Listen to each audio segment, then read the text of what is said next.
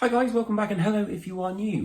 You know, it's halfway through the year, so I thought I would put together a albums of the year so far list. You know, I always love an album of the year list, and so any excuse to do it, I'm happily there. So to kick things off, I'm going to go with Green Day and Saviors. So after what I think was possibly one of the worst Green Day albums I've ever heard, which was Father of All Motherfuckers, even the name just kind of makes me cringe, to be honest. I genuinely thought maybe this might have been it for me in Green Day. Thankfully, Saviors is, I would argue, their best record since American Idiot. It channels that brilliance of songwriting that we heard in Dookie, you know, and American Idiot as well. And whilst it does have some sort of like rose-tinted glasses, it's very much kind of a modern take on Green Day. And I think it has some of the best songs the band have written for absolutely yonks. So Vitriol kind of exploded onto the scene as like, you know, one of the most extreme bands out there. And whilst it's all great being extreme, you know, without songwriting, you kind of haven't got anything, right? So I was really pleased to see that they kind of put more melody and more emphasis in songwriting, I think, on this record.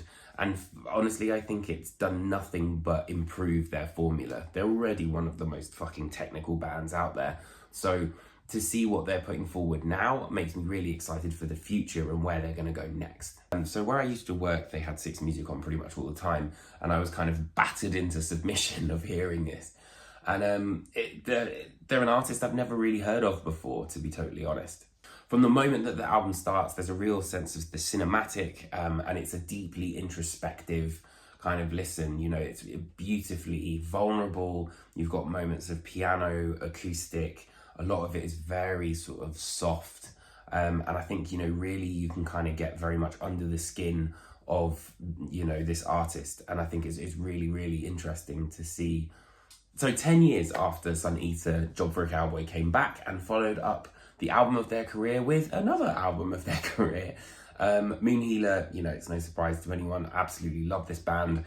This record is absolutely fantastic. I think it's, you know, the band exploring the ground that they started to tread with Sun Eater, but then also kind of expanding their horizons still. And the record focuses on darker, more progressive and groove-laden ideas, but also has a beautifully psychedelic feel to it, especially with the themes and the ideas of what they're tackling.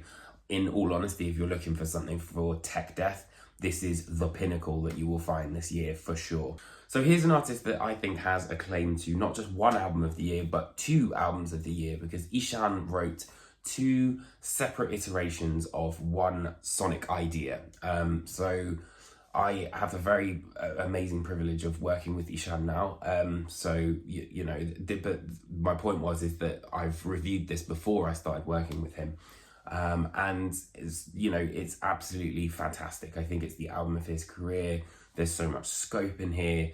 You can hear all the influences here from Bernard Herrmann, Ennio Morricone, Holst. There's a little bit of Hans Zimmer in there, James Horner, you know, all that sort of stuff. Jerry Goldsmith in particular. And it's just a total journey. So back in 2017, Darkest Hour took the world by storm, releasing what I think is probably their nastiest record in the form of Godless Prophets and the Migrant Flora. Now in 2024, they've got a brand new label, MNRK Heavy, and they are more than back. I think Perpetual Terminal is a great addition to Darkest Hour's catalogue.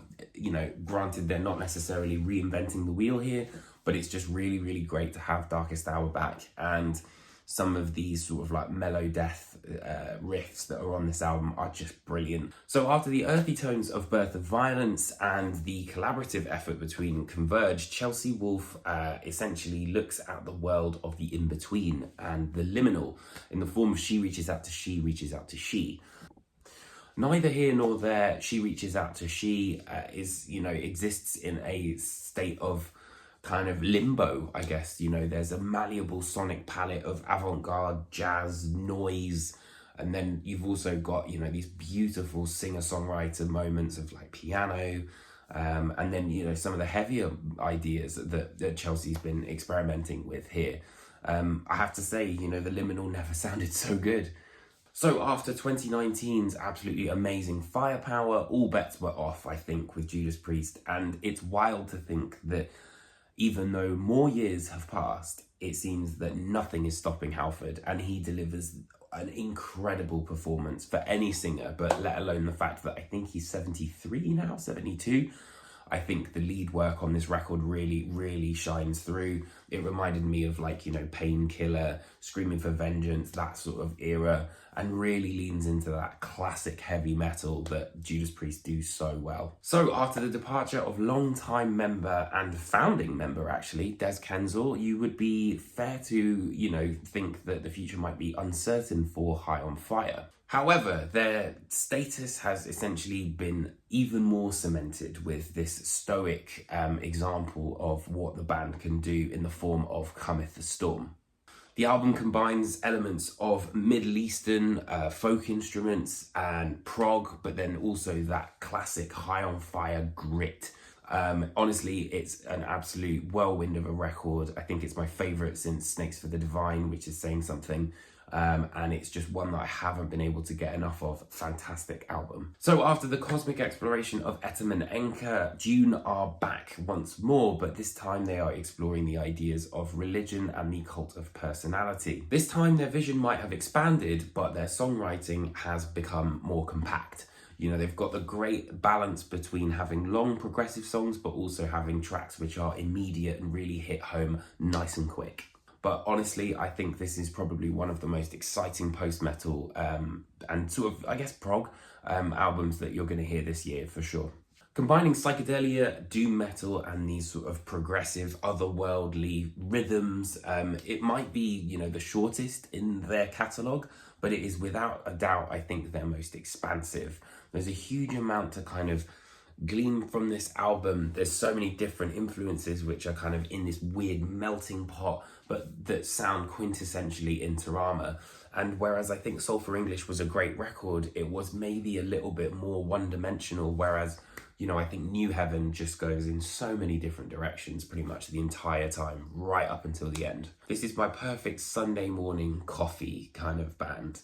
But the thing is that what I love about this band is they're so tight in their playing, because ironically they're so loose with their playing that it, you know, I think you really have to be an amazing player to be able to not only kind of keep that sense of groove and, you know, kind of like real fluidity, but there's a sense of kind of improvisation, but the band know exactly where they're going to be going at the same time.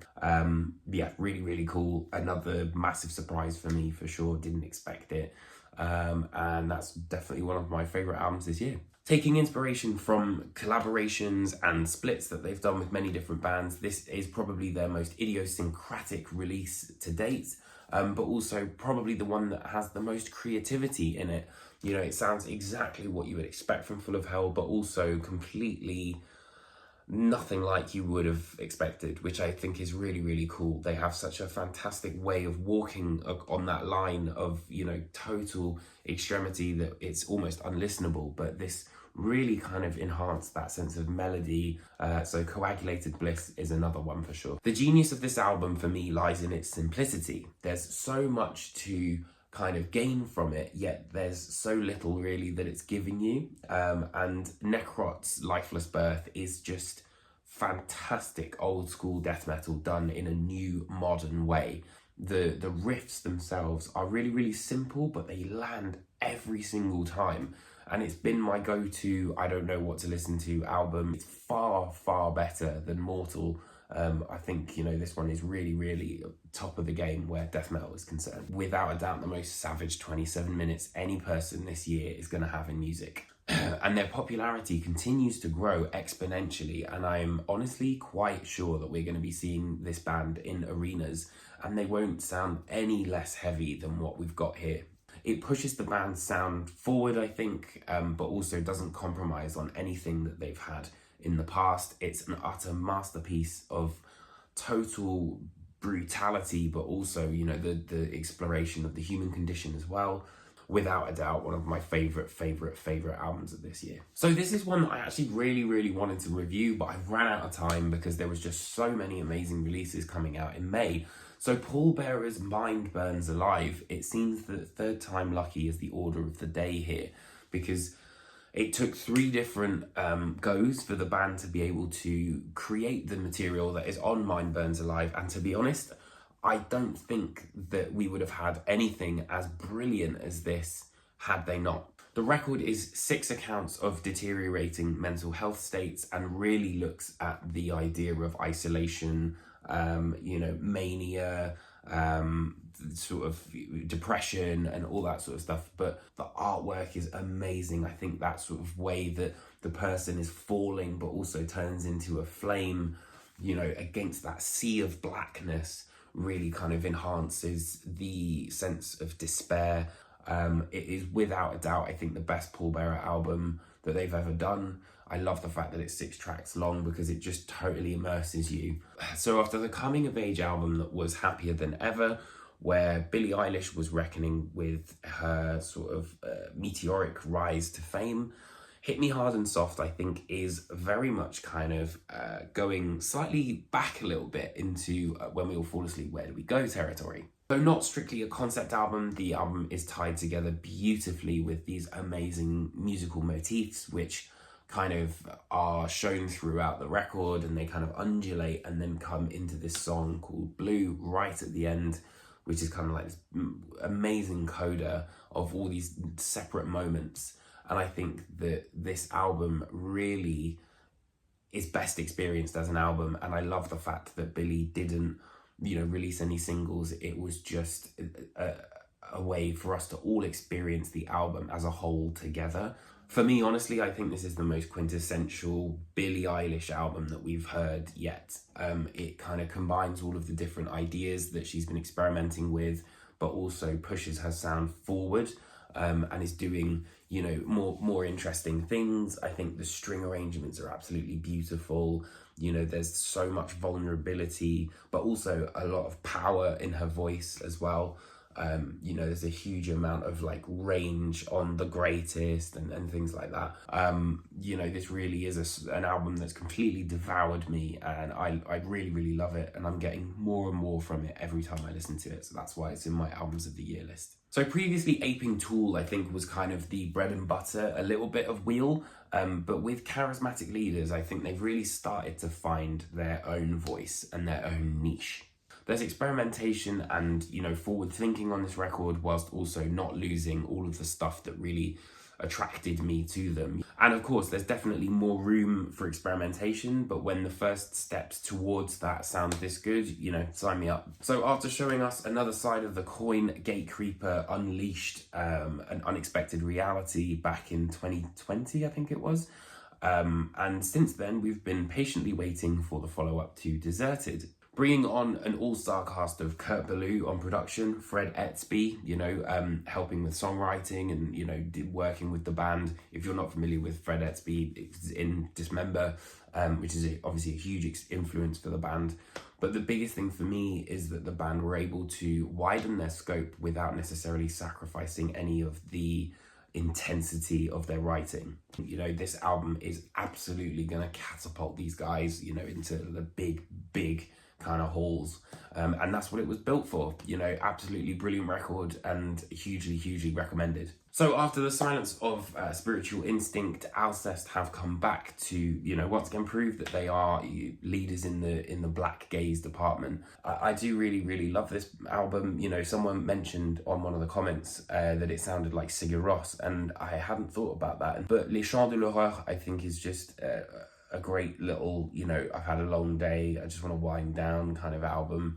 And, when it comes to this sort of glistening guitar sound and just kind of to overall relaxing feel, no one does it better than Alcest, really, as far as I'm concerned.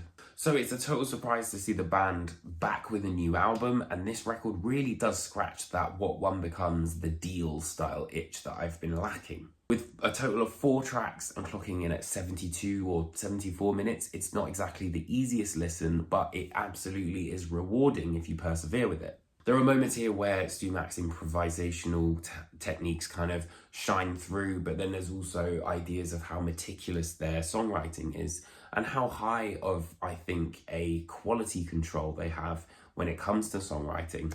So really you get the best of both worlds. So I am very much at home with 200 Stab Wounds' manual Manic procedures. This is a record that I think is breathing, once again, you know, a lot of these young death metal bands are breathing life into the genre, and it has the aesthetics of, you know, the gore-splattered classics of Cannibal Corpse, but with the power of some of the Hatebreeds of the world, mush them together with a little bit of Pantera sauce in there, and you've got 200 Stab Wounds. And I think this album, as much as I was a little bit like, I thought it was going to be a bit more proggy, the more I listen to it, the more I've got my head around it. And again, very similar to Necrot, it's just that one where I'm like, okay, well, I don't really know what to listen to. Boom, this goes on. And it just hits every single time. It's just a great record. So those are my picks of 2024 so far. Let me know what some of your choices are in the comments underneath me. I appreciate you guys watching this. It's probably quite a long video. And I will see you guys very, very soon for another album review, interview, all that good stuff.